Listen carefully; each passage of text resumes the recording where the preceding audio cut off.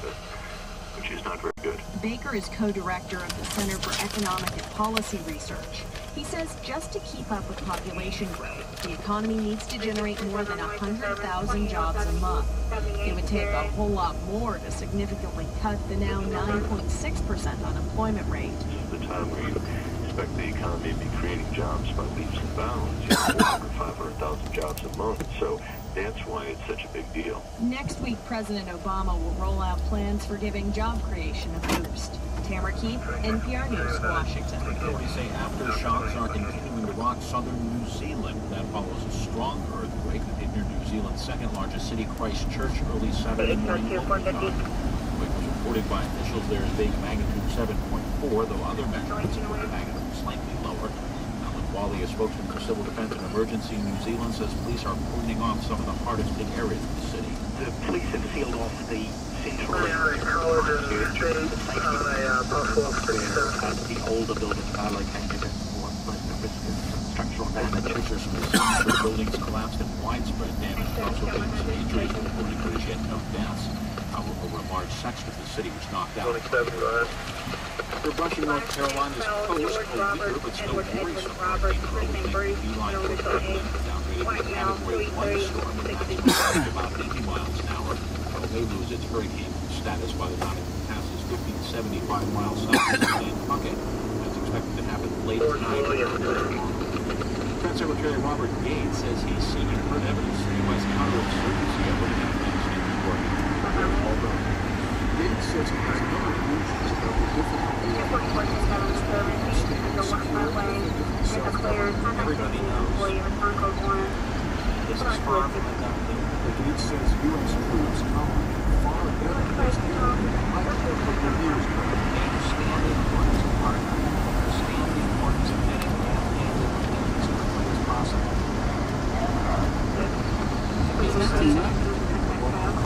Gates says later this year, he and others will assess the Afghanistan strategy to determine whether it's working. Offer on NPR News. Expected jobs numbers played well on Wall Street. That was up 127 points. You're listening to NPR. This is KCU. KCK was 1032 at the Williams County drivers will be hitting the roads at higher numbers than last name will be Kendrick King, Nora, David, Robert, Edward, David.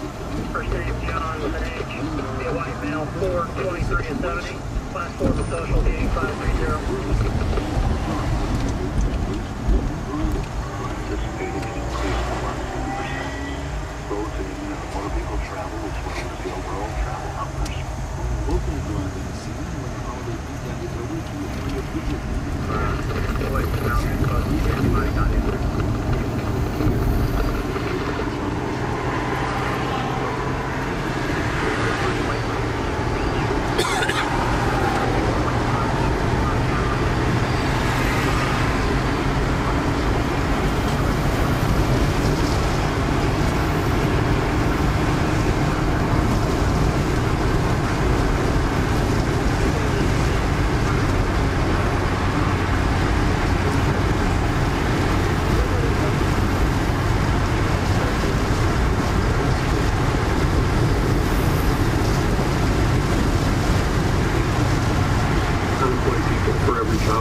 That's vacant. So we still have a lot of work to do to see full recovery in the labor market, but we are certainly seeing encouraging signs.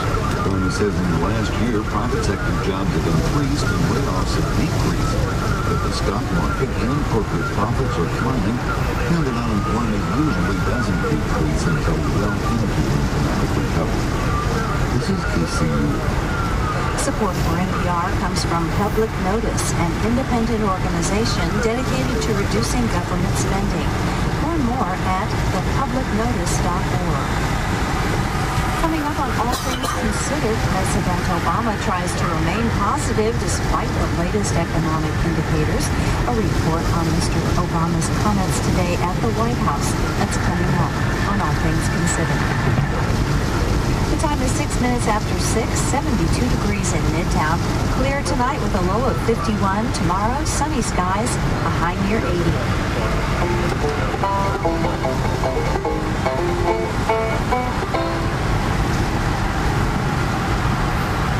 From NPR News, this is All Things Considered. I'm Robert Siegel. And I'm Melissa Blanc. President Obama said today that he'll be offering additional ideas to encourage job growth next week.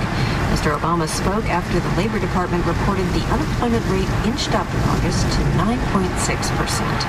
The sluggish economy is a drag on Democrats who are struggling to keep control of Congress in the November elections, as NPR's Scott Horsley reports.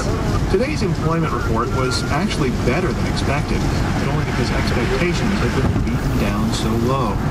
The overall jobs number fell as more temporary census workers were laid off. But private employers hired more workers than forecast in August, and private sector job numbers for June and July were also revised upward. President Obama said the job gains reflect the steps his administration has already taken to break the back of the recession. The private employers are still hiring fewer workers now than they were this spring, and far fewer than needed to put a dent in the unemployment rate. We are confident that we are moving in the right direction, but we want to keep this recovery moving stronger and accelerate the job growth that's needed so desperately all across the country. The president says he'll spell out a broader package of measures to encourage job growth next week. Outgoing White House economic advisor Christina Romer said this week the only surefire ways the government can boost the economy in the short run are to spend more and tax less. There are lots of ideas on the table. No decisions have been made. We're not talking about a second stimulus. We're talking about additional targeted measures that we think can make an appreciable difference. Since winning passage of the stimulus program during his first month in office, Mr. Obama has proposed a number of additional economic measures. Some have made it through Congress, including extended unemployment benefits and emergency aid to states, but others have languished, including a package of tax cuts and lending assistance designed to help small businesses. Mr. Obama made another pitch for that bill today. This piece of legislation is good for workers. It's good for small business people. It's good for our economy. And yet, Republicans in the Senate have blocked this bill. A needless delay that has led small business owners across this country to put off hiring, put off expanding, put off plans that will make our economy stronger. A spokesman for Senate Majority Leader Harry Reid says Democrats are hopeful they can finally pass the small business measure when senators return to work this month. But nothing Congress does now is likely to make a difference to the economy before the November elections. Political scientist Jack Pittman from Claremont McKenna College said that's ominous to the Democrats. Whenever you have an unemployment rate approaching double digits, that is very, very bad news for the party in power, particularly because Democrats control both chambers of Congress and have the presidency, so people have a clear idea who to blame. Pittman notes when Democrats lost control of the House and the Senate in 1994, the unemployment rate was just 6.1%, 3.5 points lower than it is now. The economy is a large part of the mix, and you put together a bad economy with very bad poll numbers, the outlook is very grim for the Democrats. Heading into the Labor Day weekend, President Obama said he wants Americans to remind themselves there are better days ahead. The congressional Democrats, though, fear their days will be numbered. Scott Horsley, NPR News, the White House. Economists love to complain that politicians don't pay enough attention to economic incentives when they write laws. Our Planet Money team hears this criticism so often that it's taken to asking economists, how would you run things? Well, today, Hannah Jaffe-Waldy introduces us to an economist who is trying to run his own economically pure society. His family. The first opportunity Joshua Gans had to test the power of economic incentives in a controlled environment came when his daughter Bee was 2. Joshua is an economist, an expert in incentives, talks about them all the time in the classroom at the University of Melbourne. So his daughter Bee was 2 and in diapers. Joshua wanted her not to be in diapers anymore. Bee was perfectly happy with the system that existed. So Joshua designed an incentive. Bee would receive a jelly bean every time she went to the toilet. New policy in place, Bee suddenly had to go to the toilet a lot. A few years later, her brother needed to be potty trained, and Bee, who is now 11 years old, jumped into the incentive system once again. Oh, I remember that. I want to say what happened when your brother was toilet trained. Well, I realized that if I helped my brother go to the toilet, I would get rewarded too. So I realized that the more that goes in, the more comes out. So I was just feeding my brother buckets and buckets of water, and yes. That was my idea, or it didn't really work out too well. As Bea grew up, Joshua faced a new problem. She wanted things. Yo-yos, candy. She went on a tear about eating some Heelys, those shoes with wheels on them. So Joshua began to think about a new economic tool, allowance. Parents generally use allowance in two ways. As a reward for services provided, such as using the toilet, or say washing dishes or making the bed. Joshua had ruled that way out after Bea pumped her brother full of water. So the second approach to allowance is to use it as a tool to teach kids budget constraint. Joshua told Bea, okay, anything you want that is non-essential, you buy it with your own allowance. However, that just doesn't quite occur. A child comes forward with a very nice dress that she's found in a store, and we think, oh, we agree that's nice as well, and all of a sudden the credit card's out. If she comes forward with a dress that you don't like, then it has to go to once we don't like, then it's far more likely to go straight to the allowance. But that seems like that gets in the way of the idea of teaching budget constraint, right? If you have arbitrary rules about what you have to pay for yourself and what your parents pay for. It is very difficult indeed. This, it turns out, is a problem governments and a free market face all the time. People in society want things leaders don't always like. Things that harm the environment, things that are bad for society, like drugs or candy. He tells me her dad has a rule about candy. If you want to buy candy with your allowance, you have to pay to your parents an 100% health tax. Just as Joshua subsidizes dresses he likes, he taxes candy. He tried to calculate how much Bea's candy consumption would add to his health costs. For instance, increased dental visits, say, and he landed at 100%. It's a pretty hefty tax. But you know what? It worked. That said, I've earned no revenue from the health tax whatsoever, which is a bit of a shame, because this might have been a way to claw back the enormous allowance that she's getting. You've never paid the health tax? Never. Ever. I realized, well, that's just a rip-off. Why would I want the candy then? Of course, just as people evade government regulation by crossing state lines for cigarettes or fireworks, Bea can go to her grandmother's for tax-free candy. Economists call this leakage. Parents can design their own rules, but the scarce resource of a parent, and governments for that matter too, is attention. 2-year-olds seem to have unlimited time to figure out how to use regulation to their benefit. That's something they share with, say, thinkers. When it comes down to it, the policies need constant adjustment. It's actually an issue of management rather than just setting the parameters correctly. Joshua, still an economist and a parent, remains faithful to the idea of incentives driving behavior. But he's a little more wary about his ability to use them to get what he wants. Anna Joffe-Walt, NPR News, New York.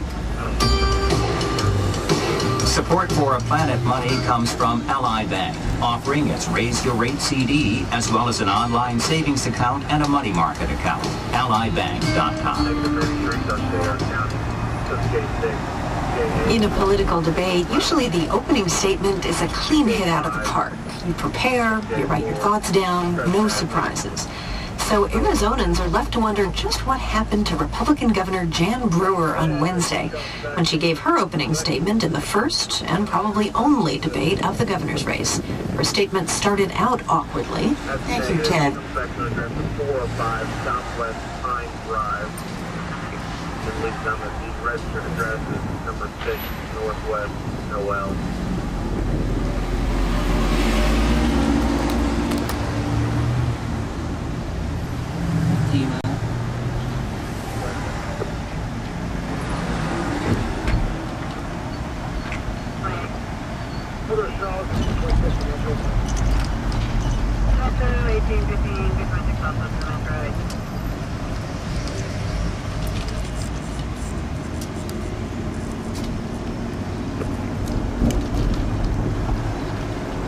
Thursday, I copy your route at 1816. 13 production on Fernando. Very wound up here.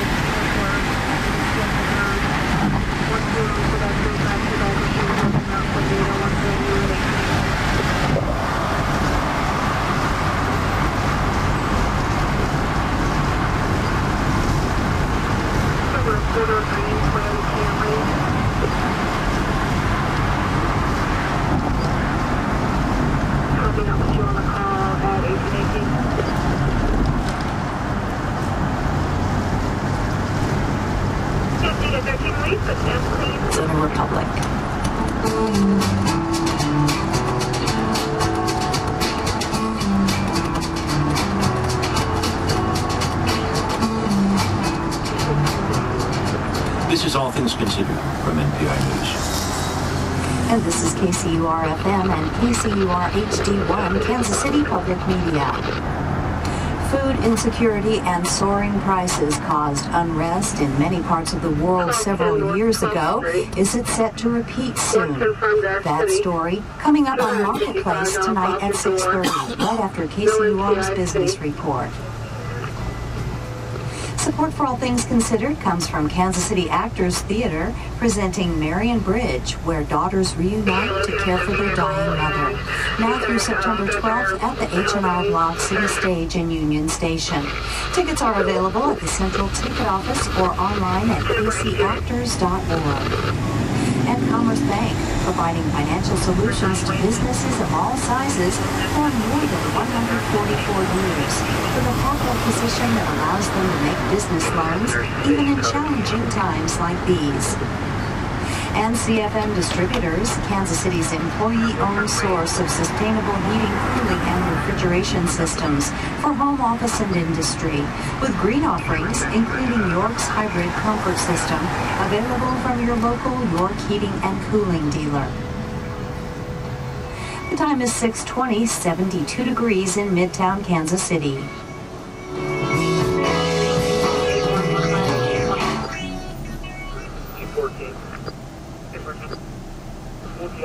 From NPR News, this is All Things Considered. I'm Melissa Blanc. And I'm Robert Siegel.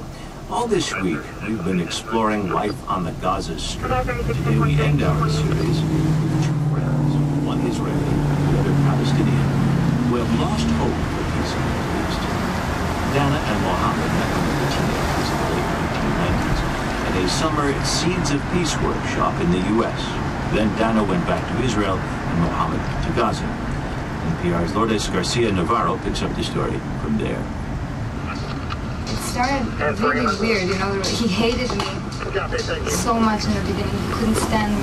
Dana Levy reminisces as she looks over an old photo album stashed in her apartment in Tel Aviv, where she lives alone with her cream-colored dog, Olga. She has the lean frame of a dancer. In fact, she manages a salsa on the weekends. She flicks her long brown hair as she speaks, her already huge eyes widening when she mentions Mohammed. Despite their rocky start, his antipathy didn't last long, she says, and they became close during that summer camp in Maine. And then we had this thing that we would wake up an hour before everyone, and we would walk around in the morning and camp and talk, and it was very competitive. And it was 2 weeks of hatred, and then 2 weeks that we would spend the whole day together.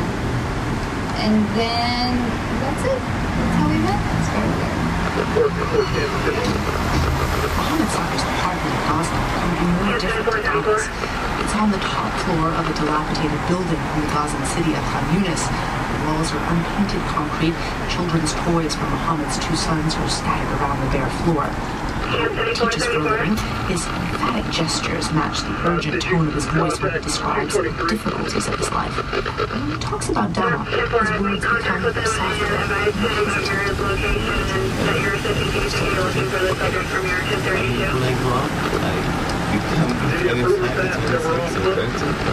I'm becoming a leader. Then you can marry, you know. So we can produce new people. While their friendship has endured for 14 years, their idealism has not. Both have lost cousins in the region's conflicts. Dana's died in the 2006 war in Lebanon. Mohammed's in clashes with Israeli soldiers. Mohammed says he stopped believing in a peaceful solution to the conflict here when Israel imposed a blockade, or what he calls a siege, of Gaza. Israel began restricting shipments to Gaza after militants of the Hamas movement captured an Israeli soldier in the summer of 2006. A year later, after Hamas seized control of Gaza from the rival Fatah movement, Israel stopped most goods from entering Gaza, except the most basic humanitarian aid. I saw many Israeli attacks and assaults against us. I see people dying, I see children killed, I see women killed, I see everything. Despite this, I could have something positive for peace. But in the siege, everything changed. Mohammed says he feels trapped. He's educated, only 30, but sees little future for himself. He's been outside of Gaza only once, that trip to the U.S. when he was 16. He wants to get a PhD in another country, but like most Palestinians in Gaza, he can't leave. We have not like you. We can't travel.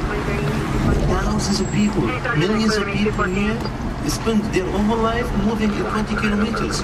I want to be to Britain. I want to see their culture, America, Canada. I want to see how people live there. Why do they put us in this prison?